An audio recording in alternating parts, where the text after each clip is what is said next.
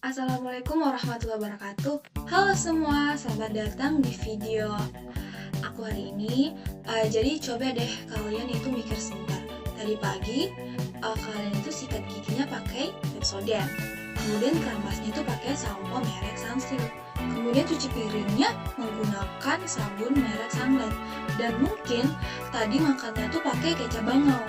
Nah, itu semua adalah produk dari topik utama kita, yaitu PT Perusahaan Unilever Indonesia. Nah, tapi pernah nggak sih kamu kepikiran gimana caranya produk-produk itu bisa nyampe ke tempat kamu? Dari mana asalnya, siapa yang terlibat, atau berapa ribu orang yang kerja biar kamu tuh bisa beli Rinso di warung-warung terdekat kamu atau bahkan warung di depan rumah kamu.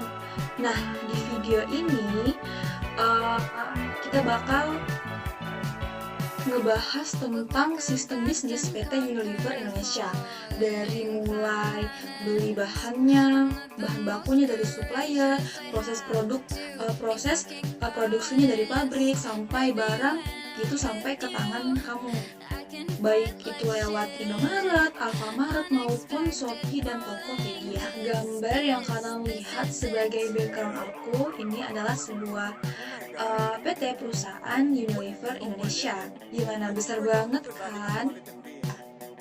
Oke, tanpa berlama-lama kita lanjut ke topik pembahasan utama kita.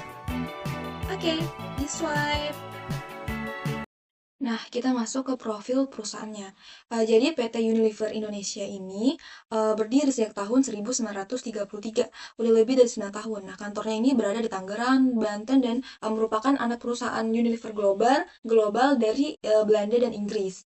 Nah, kemudian produknya ini terbagi menjadi 3 kategori. Yang home care ini kayak Rinso dan Sunlight, kemudian yang personal care ini kayak Dove dan juga Lifebuoy dan Clear, sampo Clear. Nah, serta foods and refreshment ini kayak kecap bangau, Walls, dan buah vita. Nah, kemudian untuk fakta kerennya, jadi mereka ini punya 4.000 karyawan lebih, dari lebih dari 800 mitra distributor, dan produknya ini menjangkau jutaan titik retail dari Sabang sampai Merauke.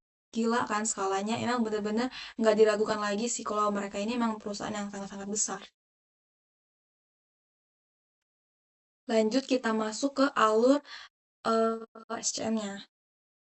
Nah, jadi ini nih dari inti dari semuanya, karena supply chain management alias SCM ini gampangnya ini adalah jalur perjalanan produk dari bahan mentah sampai ke bahan sampai ke tangan konsumen. Nah, ada 3 tahap besar. Pertama itu supplier ini mengirim bahan baku seperti seperti minyak sawit, kemasan, dan bahkan kimia ke gudang pabrik. Kemudian lalu dicek kualitasnya dulu sebelum masuk ke produksi. Nah, kemudian kedua itu di 9 pabrik Unilever di Cikarang dan Rungkut ini bahan baku ini diolah jadi produk jadi dengan standar yang global. Lalu didistribusikan ke gudang-gudang yang regional. Nah, ketiga, dari gudang regional tuh produk ini menyebar lewat 800 lebih distributor ke supermarket, minimarket, warung, dan e-commerce sampai akhirnya ke tangan konsumen, yaitu kita sebagai konsumennya. Nah, oke, kita masuk ke arsitektur sistemnya. Nah, oke guys, ini adalah peta besarnya Unilever. Nah, arsitektur sistem ini yang nunjukin kayak semua alur dari bahan baku nih sampai ke tangan konsumen. Nah, kita bedah satu persatu dari kiri ke kanan. Nah, di sini ada yang pertama itu ada steam atau si penghubung semua lini. Jadi, sebelum kita bahas alurnya, perhatiin dulu ada ikon sales steam di bagian paling atas diagram. Sales steam ini posisinya unik banget karena mereka ini ada di luar produksi, tapi justru jadi jembatan paling penting antara Unilever dan dunia luar. Nah, tugas utama sales team ini adalah menjaga hubungan dengan semua pelanggan bisnis, itu baik yang di Indomaret, Alfamart, distributor regional, sampai grosir-grosir. Nah, mereka yang negosiasi harga, kayak setting target penjualan, dan memastikan semua channel distribusi ini berjalan sesuai rencana. Nah, ada pada dua arah antara sales team dan sistem internal Unilever. Nah, artinya sales team ini nerima informasi dari sistem soal stok yang tersedia, harga terbaru, dan promo yang sedang berjalan. Sebaliknya, sales team ini juga ngasih nih umpan balik ke dalam, misalnya informasi soal tren pasar, komplain pelanggan, atau permintaan produk baru. Ini mereka jadi jembatan lah, atau telinga Unilever di lapangan. Nah, kemudian untuk di sisi kiri yaitu proses produksi internal. Nah, si supplier ini uh, karena sisi supplier ini kan ada 3. Nah, karena Unilever ini punya banyak kategori bahan baku yang berbeda. Ada supplier untuk bahan kimia, supplier untuk kemasan, supplier untuk bahan alami seperti minyak sawit. Nah, mereka semua ini mengirim bahan baku ke satu titik, yaitu gudang baku Unilever. Nah, kemudian sini ada raw material warehouse atau gudang bahan baku. Nah, jadi semua bahan baku yang datang dari supplier pertama masuk ke gudang bahan baku dulu. Di sini barang tuh dicatat masuk ke sistem, disimpan di lokasi yang bagus lah, dan dijaga kondisinya. Nah, gudang ini juga berfungsi sebagai buffer atau penyangga supaya kalau ada keterlambatan dari supplier, proses produksinya tetap bisa berjalan karena stok cadangannya masih ada. Kemudian ada quality control. Nah, ini gerbang kualitas pertama. Nah, sebelum kita masuk ke bahan baku, sebelum kita sebelum bahan baku boleh keluar dari gudang dan masuk ke pabrik, nah harus lolos quality control dulu. Tim ini akan ngambil sampel dari batch bahan baku dan mengujinya sesuai standar Unilever yang sangat ketat. Kalau tidak lolos, bahan baku ini langsung dikembalikanlah ke supplier. Unilever ini nggak mau ambil risiko kalau kualitas produknya ini terganggu gara-gara bahan bakunya nih yang jelek atau kualitasnya ini nggak bagus lah gitu. Kemudian ada production planning. Nah, ini adalah bisa dibilang otaknya dari seluruh proses produksi lah. Tim produksi planning ini bertugas menjawab pertanyaan produk apa yang harus dibuat, berapa banyak, kapan, di mana, di lini produksi mana, dengan bahan baku dari gudang mana.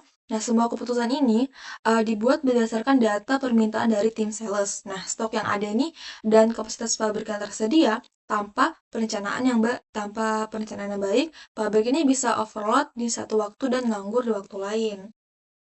Kemudian untuk di bagian manufacturing plant atau pabriknya, ini adalah bisa dibilang jantung dari operasi Unilever lah. Disinilah semua bahan baku dibuat, disinilah semua bahan baku ini diubah menjadi produk jadi yang kita kenal sehari-hari seperti Rinso, Sunsilk, Pepsodent, Lifebuoy, semuanya itu dari sini. Nah, proses produksi di pabrik Unilever ini sudah sangat canggih dan otomatis. Ini menggunakan mesin-mesin industri berteknologi tinggi dengan standar keamanan dan kebersihan yang sangat ketat.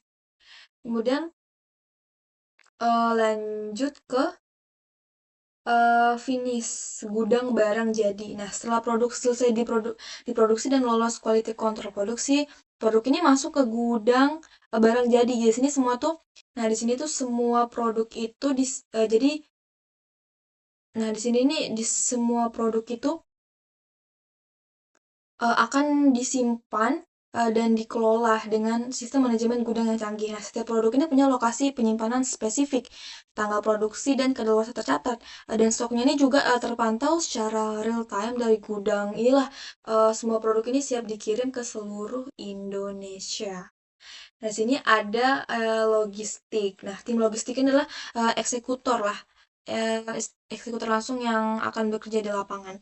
Eksekutor pengiriman. Nah, mereka ini yang mengatur jadwal pengiriman, jadi memilih armada truk yang tepat, kemudian tuh koordinasi dengan pihak ketiga kalau perlu, dan memastikan barang ini sampai ke tujuan tepat waktu dalam kondisi yang baik. Nah, logistik ini juga menentukan rute pengiriman paling efisien agar tuh biaya distribusi ini bisa ditekan seminimal mungkin. Nah, di bagian tengah nih ada distributor Jakarta. Nah, distributor Jakarta adalah yang terbesar karena melayani wilayah Jabodetabek, area dengan kepadatan penduduk dan volume penjualan tertinggi di Indonesia. Dari DC Jakarta ini produk didistribusikan ke Indomaret dan Alfamart yang jumlahnya nih ribuan gerai lah, serta ke berbagai retailer modern lainnya di wilayah ini. Kemudian ada DC Surabaya. Nah, DC Surabaya sendiri ini bertanggung jawab atas distribusi ke wilayah Jawa Timur, Bali, Nusa Tenggara, dan sebagian Kalimantan. Ini adalah wilayah yang sangat luas dan beragam karakteristiknya. Dari kota besar sampai Surabaya, dari kota besar seperti Surabaya dan Malang sampai ke daerah di NTT. Kemudian untuk di distribusi Medan ini melayani seluruh Pulau Sumatera yang luasnya minta ampun dari ujung Aceh barat sampai Lampung Selatan. Kemudian ada eh, FG Warehouse e-commerce. Nah ini ada satu gudang khusus yang menangani pesanan e-commerce secara terpisah. Kenapa dipisah? Karena karakter pesanan online ini sangat berbeda dengan pesanan retail. Kalau retail itu beli per dus atau per palet lah. Pesanan online ini bisa satu atau dua item aja. Proses picking dan packingnya ini pun berbeda. Kalau perlu lebih teliti dan hati karena langsung ke konsumen akhir. Nah, kemudian ada di sisi kanannya ini. Nah, ini ada Indomaret, Alfamart. Nah, dua minimarket raksasa ini adalah kanal modern lah terbesar Unilever dengan puluhan ribu gerai yang tersebar di seluruh Indonesia. Indomaret dan Alfamart adalah titik penjualan yang paling masif karena pesanan pesanan dari mereka ini biasanya sudah terjadwal rutin dalam jumlah yang sangat besar ataupun maupun besar. Kemudian ada Hypermart, Superindo, kemudian ada ke distributor regional, ke toko-toko grosir, toko kelontong, Shopee, official store, Tokopedia official store, sampai akhirnya itu tujuan akhirnya dari seluruh sistem yang panjang dan kompleks ini, yaitu konsumen akhirnya itu kita semua sebagai target utama dari pemasaran ini.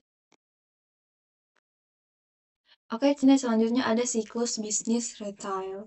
Nah, sekarang kita bahas siklus bisnis retail, yaitu alur lengkap dari mulai barang keluar gudang sampai uangnya ini benar masuk ke kasino Unilever. Nah, di sini ada 7 tahap dan setiap tahapnya tuh tentu saja sangat penting ya. Jadi pertama tuh ada gudang, yaitu gudang barang jadi. Nah, semua tuh berawal dari finish goods warehouse, gudang barang jadi. Jadi sini tuh semua produk Unilever yang sudah selesai diproduksi disimpan sebelum dikirim. Nah, stok ini sudah tercatat ya di sistem. Nah, jadi tim logistik ini bisa tahu nih persis, bisa tahu persis berapa rinso ukuran 800 gram yang tersedia, berapa botol 200 ml yang saya dikirim, dan seterusnya. Ibarat gudang ini kayak ibarat pintu gerbang lah. Semua produknya harus lewat sini sebelum perjalanan distribusinya dimulai. Kemudian yang kedua itu ada dari gudang pusat. Nah, ini barang dikirim ke distribution distribution center yang paling strategis lah untuk menjangkau lokasi retailernya. Nah, di sini tidak hanya sekedar ada proses konsolidasi, yaitu menggabungkan berbagai produk dari berbagai kategori menjadi satu pengiriman yang efisien lah ke satu retailer. Nah, selanjutnya itu ada retail outlet. Nah, ketika barang tiba di Indomaret atau Alfamart atau retail lainnya, nah di sini proses tidak langsung selesai ya, karena di staf tokonya melakukan goods receipt, pengecekan fisik apakah jumlah dan jenis produk ini sesuai dengan surat jalan pengiriman. Nah, setelah cocok, barang ini dimasukkan uh, ke sistem kasir toko agar stoknya ini tercatat. Barulah kemudian dipajang di rak dengan planogram yang sudah ditentukan. Kemudian sini ada customer purchase. Nah, jadi ini yang bagian paling dikenal nih. Nah, itu kita. Nah, datang ke minimarket dan beli produk Unilever. Dari sisi Unilever, transaksi ini tidak terjadi langsung ke mereka karena yang menuju ke konsumen adalah Indomaret atau Alfamart-nya. Jadi, data penjualan ini disebut sell out data. Sangat penting ya buat Unilever karena mereka ini bisa tahu produk mana yang paling laku di wilayah mana, di jam berapa, hari apa. Data ini jadi dasar perencanaan produksi ini ke promosi ke depannya. Kemudian sini ada ke customer invoice. Nah, setelah barang dikirim dan diterima, jadi Unilever ini yang menerbitkan invoice atau faktur tagihan resmi kepada retailer. Nah, invoice ini dokumen penting yang berisi rincian lengkap kayak produk apa saja yang sudah dikirim, berapa unitnya, harga per unit, total tagihan, dan tenggat waktu pembayaran. Nah, kemudian sini ada tahap selanjutnya ada payment. Retailer ini melakukan pembayaran ke Unilever sesuai payment terms yang sudah disepakati di awal kontrak kerjasama. Nah, terms pembayaran ini bervariasi, ada yang net 30 artinya bayar dalam 30 hari, atau net 45, atau bahkan net 60 hari. Retail besar seperti Indomaret biasanya sih punya terms yang lebih panjang karena volume transaksinya ini sangat besar ya. Pembayarannya umumnya via transfer bank, dan tim finance Unilever ini memantau apakah pembayaran ini sudah masuk tepat waktu. Kemudian terakhir ada journal entry atau accounting. Nah, di tahap terakhir ini yang sering nggak kelihatan ya dari dampak keluar, sering nggak kelihatan tapi dampaknya ini luar biasa. Nah, setiap transaksi penjualan ini dari pengiriman barang, penerbitan invoice, sampai pembayaran masuk. Nah, semuanya dicatat dalam sistem akuntansi seperti journal entry. Jurnalnya seperti saat barang keluar gudang, stok berkurang, dan piutang bertambah. Saat invoice ini diterbitkan, pendapatan ini diakui. Saat pembayaran masuk, piutang berkurang dan kas bertambah. Nah, semua catatan ini akhirnya masuk ke laporan keuangan Unilever yang bisa diaudit dan dilaporkan ke Bursa Efek Indonesia setiap kuartalnya lah. Oke, lanjut. Sini ada purchase order process. Sekarang kita balik ke sisi lain, gimana nih Unilever ini beli bahan baku dari supplier. Ini yang disebut purchase order process. Ada 10 tahap yang harus dilalui dan prosesnya sangat-sangat ketat karena menyangkut pengeluaran uang perusahaan. Nah, tahap pertama itu ada purchase location. Nah, prosesnya dimulai dalam perusahaan sendiri ketika tim produksi atau gudang ini sadar nih bahwa stok bahan bakunya mulai menipis. Ini mereka yang mengajukan purchase requisition, semacam permintaan resmi internal yang bilang kayak, hey, kita nih butuh bahan baku ini, segera dibeliin ya. Nah, kemudian yang selanjutnya tuh ada request for quotation. Prosesnya nih, tim ini kemudian mengirim RFQ ke beberapa supplier sekaligus. Intinya kayak bilangnya tuh gini, "Hai supplier, kalian bisa nggak sih kasih harga berapa nih untuk bahan baku ini?" Dengan minta penawaran dari banyak supplier, Unilever nih bisa bandingin nih dan dipilih yang paling bagus dari sisi harga, kualitas, dan waktu pengiriman. Kemudian selanjutnya ada supplier uh, quotation. Jadi supplier yang menerima RFQ membalas dengan mengirimkan penawaran harga. Mereka ini mencantumkan harga per unit, minimum order quantity, lead time pengiriman, dan syarat-syarat lainnya. Nah, tim Unilever ini akan review nih semua penawaran yang masuk secara objektif. Kemudian tahap selanjutnya itu ada purchase order atau PO. Nah, setelah memilih supplier terbaik, nah Unilever nih bakalan nerbitin purchase order secara resmi. PO ini bukan sekadar email biasa ya, ini dokumen yang kayak mengikat secara hukum. Artinya Unilever ini berkomitmen membeli sejumlah barang tertentu dengan harga yang sudah disepakati. Nah, kemudian tahap selanjutnya itu yang tahap 5, yaitu goods receipt atau incoming material. Nah, suppliernya mengirim bahan baku ke gudang Unilever. Tim gudang ini bakal melakukan pengecekan fisik nih, dihitung jumlahnya, cek kondisi kemasan, dan memastikan semuanya ini sesuai dengan apa yang ada di PO. Kalau ada yang rusak atau kurang, ini langsung dilaporkan ke supplier. Selanjutnya di sini ada quality inspection. Nah, di tahap ini tim uh, tim ini bakal mengambil sampel bahan baku dan mengujinya di laboratorium apakah kualitasnya sesuai standar Unilever, atau proses ini bisa memakan waktu beberapa hari lah tergantung jenis bahannya. Kemudian di sini ada proses lagi itu 7A, di sini ada approve material. Nah, kalau bahan baku lolos inspeksi, barang resmi ini bakal masuk ke sistem inventory Unilever dan statusnya tuh bakal berubah jadi tersedia untuk produksi. Nah, tim pabrik ini sudah bisa menggunakan lah bahan ini. Kemudian kalau di reject atau return to supplier, barang ditolak lah. Jadi kalau nggak lolos inspeksi, barangnya langsung dikembalikan ke supplier. Nah, Unilever ini menerbitkan dokumen retro lah dan meminta supplier untuk mengganti atau memperbaiki lebih baik. Untuk memperbaiki lah. Jadi lebih baik ribet di awal daripada produk jadinya bermasalah ya, dan sampai ke konsumen. Kemudian setelah di approve, kita lanjut ke vendor bill. Jadi setelah barang diterima nih, supplier mengirim nih tagihan ke Unilever. Tagihan ini dicocokkan dengan EPO dan bukti penerimaan barang. Nah, proses yang disebut three-way matching untuk memastikan semua angkanya nih konsisten sebelum dibayar. Kemudian ada payment to vendor. Jadi kalau semua sudah oke dan diverifikasi, Unilever ini bakalan membayar supplier sesuai payment terms yang disepakati. Bisa 30, 45, atau bahkan 60 hari. Kemudian yang terakhir itu ada accounting, itu journal entry. Seperti biasa, jadi semua transaksi pembelian ini dicatat dalam sistem akuntansi. Nah, ini untuk memastikan laporan keuangan Unilever ini menggambarkan lah dengan akurat berapa berapa pengeluaran mereka untuk bahan baku setiap periodenya. Sekarang kita masuk ke bagian paling relatable lah buat generasi sekarang, yaitu e-commerce. Nah, gimana sih prosesnya kalau kamu nih mau beli Unilever lewat Shopee atau Tokopedia? Jadi kita ikut perjalanan pesanan kamu dan dari klik pertama sampai barang nyampe di depan pintu. Tahap pertama itu browser produk. Nah, jadi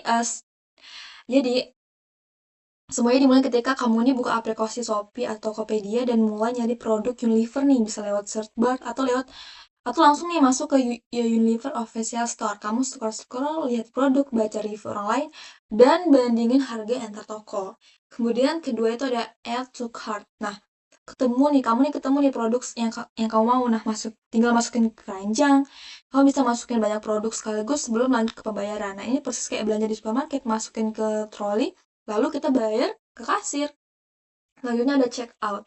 Nah, di tahap check out ini kamu tuh bakal nge-review pesanan kamu, cek lagi produk yang mau dibeli, isi atau konfirmasilah alamat pengiriman, pilih kurir, dan kode voucher diskon atau koin cashback ini bisa digunakan nih, supaya kita tuh bisa lebih hemat lebih banyak. Kemudian selanjutnya ada online payment. Nah, kita nih pilih metode pembayaran yang dimau nih, bisa transfer bank, dompet digital kayak GoPay atau OVO, kartu kredit, atau bahkan bayar langsung di minimarket. Nah, setelah pembayaran udah dikonfirmasi, pesananmu ini bakalan resmi masuk ke sistem PT Unilever. Kemudian, di balik layar, yaitu ya tahap kelima nih order confirmation. Nah, di balik layar ini sistem ini secara otomatis memverifikasi pembayaran kamu. Kalau sudah terkonfirmasi, status pesanannya bakalan berubah dan notifikasi ini dikirim ke kamu. Di saat yang sama, notifikasi juga dikirim ke gudang e-commerce untuk segera memproses lah pesanan kamu. Dan yang keenam itu warehouse proses. Jadi kayak di bagian yang jarang kita lihat nih, tapi penting. Di gudang e-commerce ini, ya Unilever ini, pesananmu ini diproses. Staf mencari produk yang di rak, ini namanya picking, mengemas dengan aman, yang namanya tuh packing, dan mencetak label pengiriman. Nah, semua ini harus dilakukan cepat supaya kurir ini bisa segera mengambilnya. Nah, kemudian yang ketujuh ini ada delivery. Nah, packing kamu tuh diserahkan ke kurir, bisa JNT, JNE secepat atau kurir platform lah. Nah, dari sini kamu tuh bisa tracking lah perjalanan paketmu secara real time di aplikasi yang kamu pakai, misalnya Shopee atau Tokopedia atau sejenisnya. Nah, status ini bakal berubah jadi dalam pengiriman atau dalam perjalanan, dan kamu nih bisa pantau lah sampai mana proses paketnya. Kemudian yang terakhir ada customer receive. Nah, akhirnya paket ini nyampe di tangan kamu. Transaksi selesai, dan kalau kamu puas, jangan lupa kasih bintang 5 dan tulis review ya. Itu benar-benar kayak membantu pembeli lain atau uh, lain yang mau membeli produk yang sama.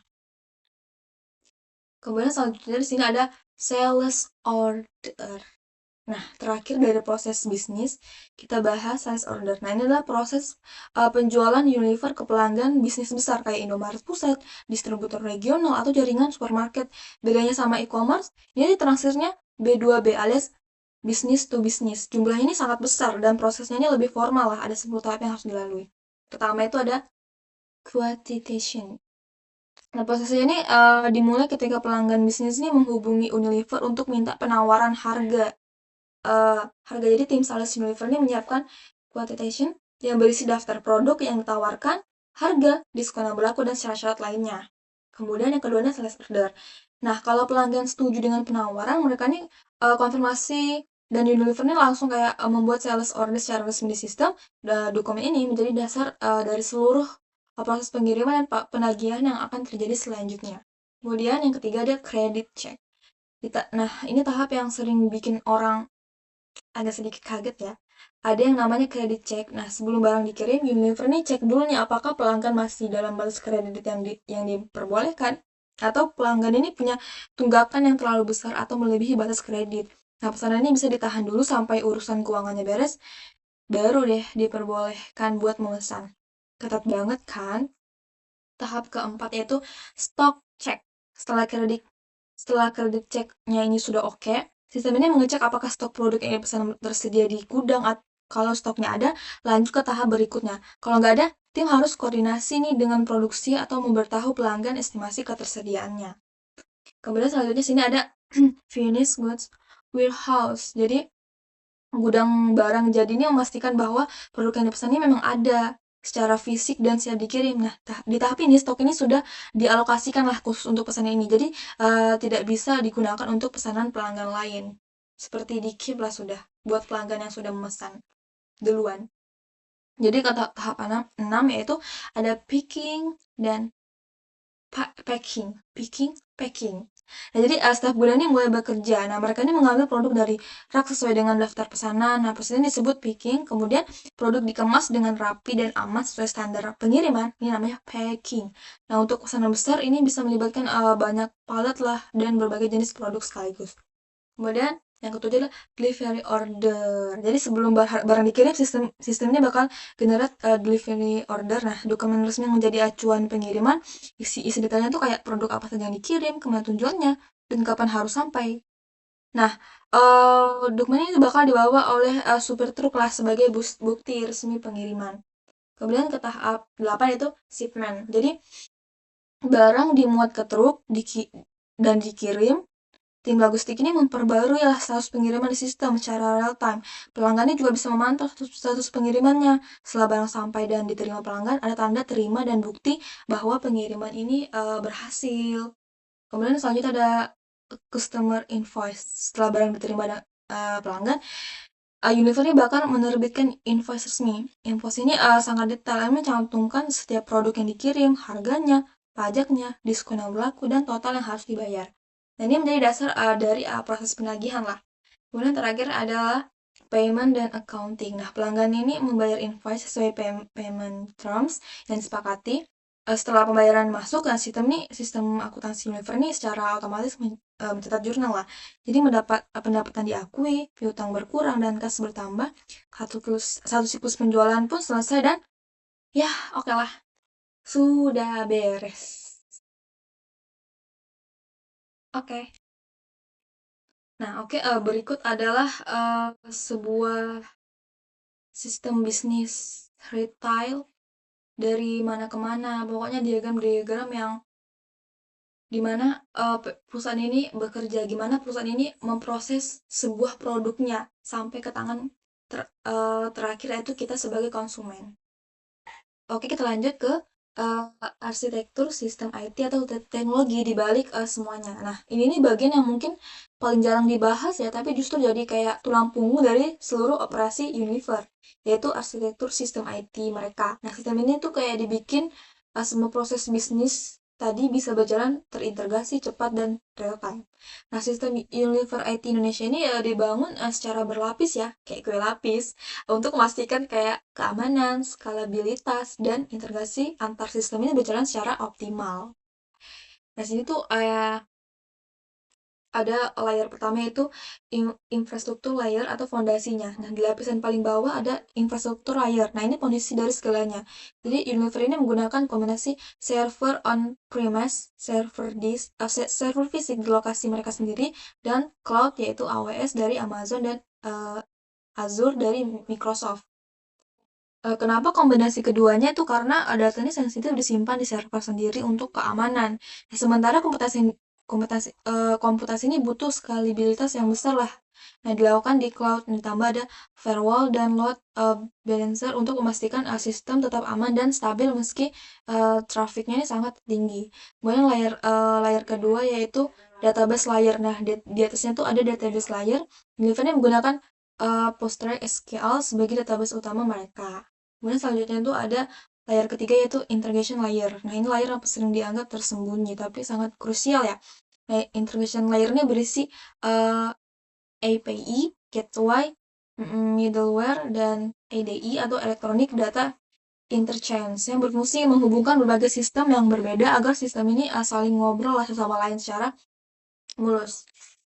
Bayangin aja kayak sistem gudang, sistem produksi, sistem keuangan, dan sistem e-commerce ini adalah bahasa yang berbeda-beda. Nah, integration layer inilah yang jadi penerjemah di antara semuanya. Kemudian di layer keempat itu ada application layer atau otak sistem. Di sini ada 4 aplikasi utama yang jadi otak dari operational Unilever.